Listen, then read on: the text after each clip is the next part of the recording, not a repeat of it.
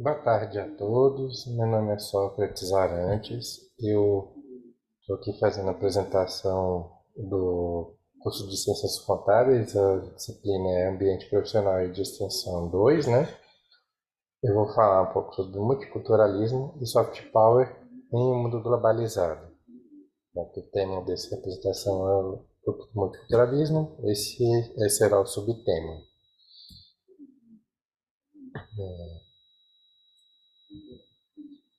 O trabalho ele é feito pela orientação da professora Rosimar Couto, que vou iniciar aqui a apresentação, né? Vou falar um pouco sobre o multiculturalismo, soft power dentro do contexto do mundo globalizado que a gente vive hoje. O objetivo nossa apresentação é fazer um debate a respeito do multiculturalismo em um mundo conectado e globalizado como o nosso, e a nossa sociedade hoje em dia, né? Fazendo um paralelo com o conceito de soft power e quais são suas implicações em relação às relações de outros países e a questão de dominação cultural, certo?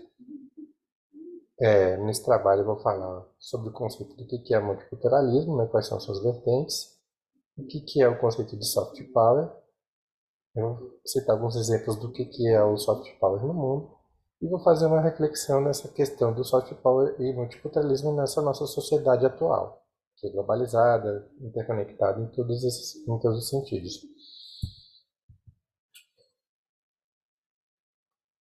O multiculturalista, o movimento multiculturalista, ele vai surgir no final do século XIX, né, nos Estados Unidos, como uma ação principal do movimento negro para combater a discriminação racial no país e lutar pelos seus direitos civis. Aquele movimento em relação a fim da segregação nos Estados Unidos entre os negros e os brancos, né, iniciado na década de 60 do século passado.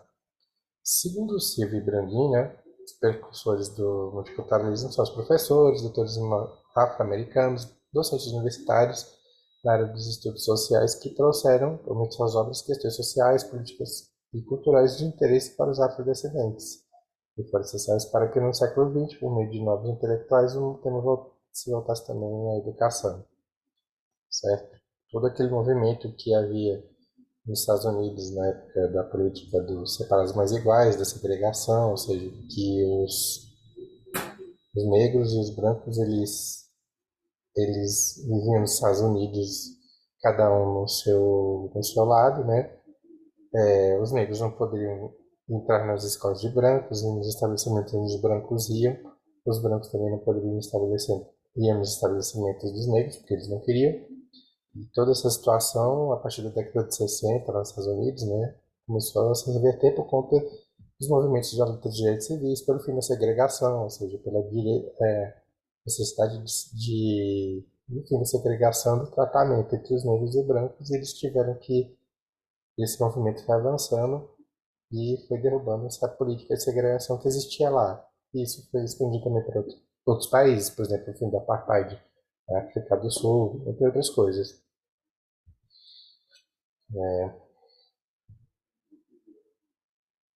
O pós-modernismo ele defendia a valorização da pluralidade cultural no seu discurso curricular e ajuda o fortalecimento dos estudos multiculturais nos anos 80 e 90, e hoje na contemporaneidade, tema influenciado pela globalização, com os intercâmbios culturais, fala-se em uma hegemonia cultural que tem causado problemas sociais, ou seja, embora a gente viva num mundo em que seja globalizado, né, existe uma forte predominância da cultura norte-americana e europeia sobre os demais países.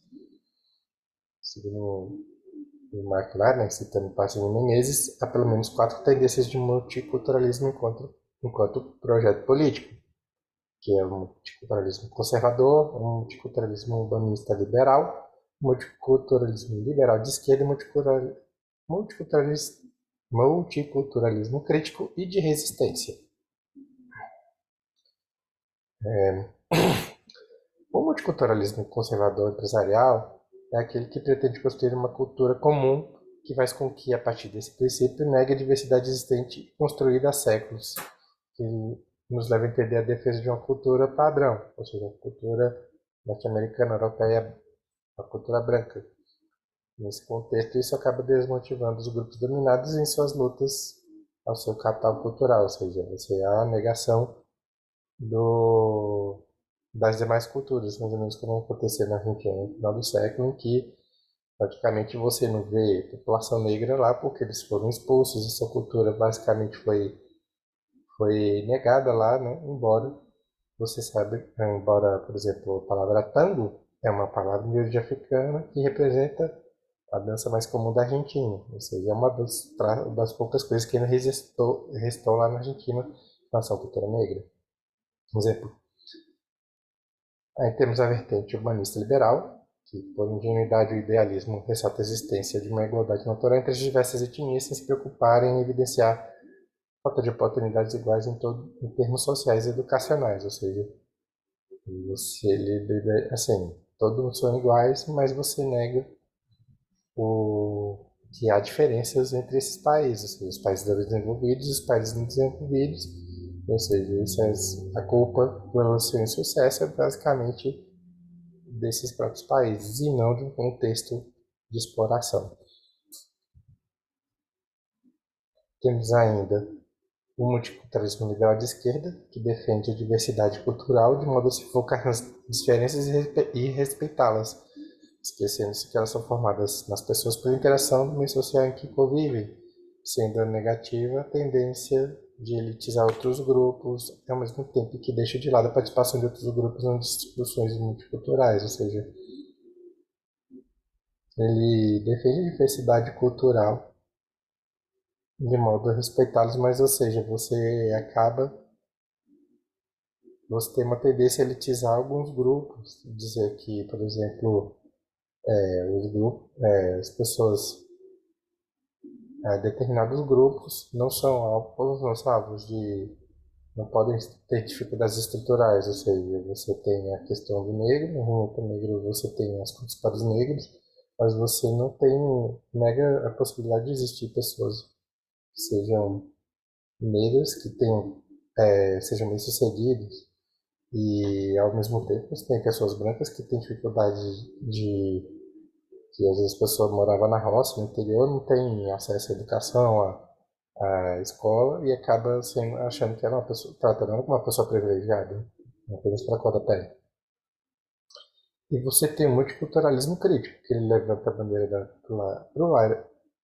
pluralidade de identidades culturais, a heterogeneidade como marca de cada grupo, e opõe-se à padronização e uniformização definidos pelos grupos dominantes, e ele tenta celebrar o direito a diferenças nas relações sociais como forma de assegurar a convivência pacífica e tolerante entre os grupos, e isso caracteriza o compromisso com a democracia e a justiça social, em meio às relações de poder em que as diferenças são construídas. Ou seja, você levanta a bandeira da pluralidade, tenta evitar padronização, mas você tenta buscar um compromisso com a justiça e com a democracia e a justiça social, sobretudo. Temos também agora aqui o conceito de soft power, que é uma expressão utilizada na teoria das relações internacionais para descrever as habilidades de um corpo político para influenciar indiretamente o comportamento e interesses de outros corpos políticos por meios culturais e ideológicos. Ou seja, de acordo com basicamente a capacidade de influenciar os outros para que se façam aquilo que você quer. E você pode fazer isso. Uma delas é para coerção, né? A ameaçar os concorrentes. Segundo, a recompensa com os senhores, ou seja, você tenta trazer incentivos econômicos. A terceira é atrair eles ocupados para que queiram o mesmo que você. Ou seja, se você conseguir atrair os outros de modo que queiram o mesmo que você quer, você vai ter que gastar muito menos com cenouras e porroides. Ou seja, você não vai precisar utilizar subsídio econômico nem precisar utilizar coerção. E é um conceito associado à globalização e ao neoliberalismo, ou seja, você tenta convencer culturalmente que as pessoas querem aquilo que você deseja. Ou seja, isso é muito comum nos países desenvolvidos e nos países que estão em desenvolvimento também. Um exemplos recentes aqui, por exemplo, Aqui o Brasil tem se tornado um país que cada vez mais ele tem influência em outros países em função do seu desenvolvimento econômico. Por exemplo, um exemplo disso a gente tem em Portugal, ou seja, o Brasil tem uma, apesar de ter tem um fluxo grande de brasileiros morando fora, mas ao mesmo tempo tem uma quantidade de artistas e youtubers e outras coisas que também fazem muito sucesso lá fora, falando português, com os portugueses brasileiros. Por conta dessa influência cultural, ou seja, do Brasil em outros países, você tem, por exemplo, uma população mais jovem, cada vez mais você tem youtubers, eles assistem youtubers brasileiros, e eles acabam aprendendo as expressões daqui do Brasil, do português brasileiro, e outras expressões, além das expressões portuguesas, ou seja, eles aprendem a falar grama no lugar de relva, dica no lugar de sugestão, geladeira no lugar de frigorífico, são alguns exemplos. Também você tem cada vez mais músicas sertanejas e músicas como funk lá mais presentes nas rádios de lá do que em comparação à própria música local. Isso, por uma certa forma, é uma espécie de uma inversão da colonização, ou seja, você tem cada vez mais a colônia influenciando a metrópole, tá certo? Mas isso acaba gerando questões como a xenofobia, ou seja, em Portugal você cada vez mais tem muitos relatos de xenofobia, cada vez mais quando eles descobrem que a pessoa é brasileira, fala alguma expressão em português brasileira, eles tentam corrigir, diz que é errado. Uma função, e também uma sensação de ressentimento, em função dessa função de inversão de papel, tá certo? E essa influência do Brasil também se expande em outros países de língua portuguesa, africanos, por exemplo, Angola e Cabo Verde. Não é só em Portugal.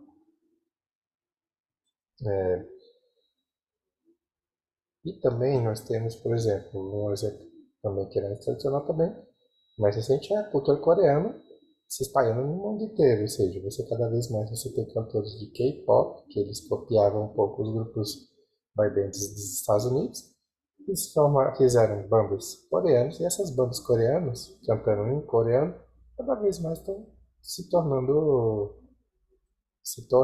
famosos no mundo inteiro. Ou seja, você tem desde 2011, quando o Psy lançou aquela música do Gangnam Style, que acabou se tornando o vídeo mais visto do YouTube em todos os tempos, né? De lá pra cá, cada vez maior é a influência deles. Você também tem os seriados de streaming, ou seja, o Round Six, que fez muito sucesso, as novelas coreanas, né, os doramas, né, estão cada vez mais populares. E antes, se você via uma influência que era exercida dos produtos da Coreia apenas pelos seus produtos coreanos, ou seja, você tem um celular de uma determinada marca, Samsung, então veículos importados como a Kia e a Hyundai, agora cada vez mais tem uma influência pela cultura, pela alimentação também, abrindo cada vez mais restaurantes com comida coreana e outras coisas. Talvez, atualmente, você não tem uma rejeição tão forte em relação à cultura coreana quanto você tem de outros países, como a cultura árabe, africana. Talvez porque a cultura isso talvez possa estar envolvido pela questão da cultura asiática estar cada vez tá enraizada no nosso país em função da migração japonesa, da migração chinesa, tá certo? Essa influência já é um pouco mais aceita por conta já ter havido aqui no Brasil o fluxo da migratório, principalmente dos japoneses. E esse soft power, ele não é uma novidade. Você também tem isso desde os países desenvolvidos, Estados Unidos, eles faziam muito isso, principalmente quando você tinha que, na década de 50, quando você tinha aquela política do New Deal, que eles tentavam fazer aproximação com os países sul-americanos, evitando uma invasão da influência da União Soviética, ou seja, você tinha um exemplo bem claro, por exemplo, eles começarem a ouvir músicas como Carmen Miranda, a própria Disney criar um personagem como Zé Careca, que é uma forma de dizer que eles estão abertos para a América do Sul, certo? Muito embora a gente vê que isso é uma relação um pouco desigual. Eles lucraram muito e a gente não, embora a gente lucre, mas não tanto quanto eles lucram em função do nosso comércio, certo? E também a gente vê que com a globalização da internet a gente tem uma maior aproximação da cultura dos diversos países, que diminui a influência da cultura dos Estados Unidos e Europa e aproxima da de outros países fora do eixo. Mas a gente tem também, como conclusões, a gente tem que entender o seguinte: o multiculturalismo nos demais países também representa um resultado do desenvolvimento econômico dos países que gradativamente eles vão aumentando sua influência. Países como a China, o Brasil e a Coreia do Sul eles têm cada vez tido maior influência econômica no mundo do que você tinha nas décadas passadas, enquanto a gente tinha basicamente só os Estados Unidos e a Rússia, né, como grandes potências. Hoje em dia, a China cada vez mais emerge como uma potência mundial. O Brasil vem aproveitando isso, também está crescendo, e a Coreia do Sul já também, há muitos anos, também crescendo nesse mesmo ritmo, certo? Em relação ao que a gente tem que fazer em relação a esse multiculturalismo, a gente tem que adotar uma postura de multiculturalismo, ou seja, de aceitar a cultura dos outros países, entender suas diferenças e tudo mais, mas a gente tem que ter uma postura crítica.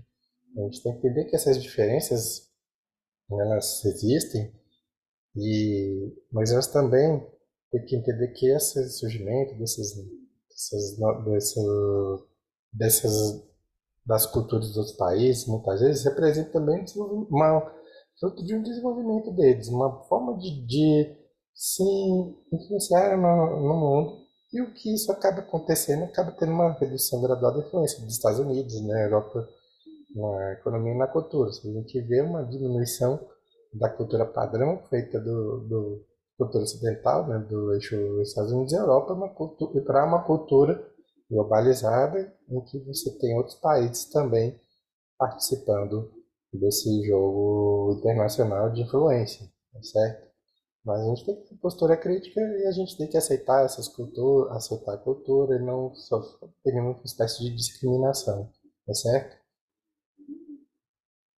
É isso. Essa aqui é a bibliografia, na apresentação. E obrigado a todos e até a próxima.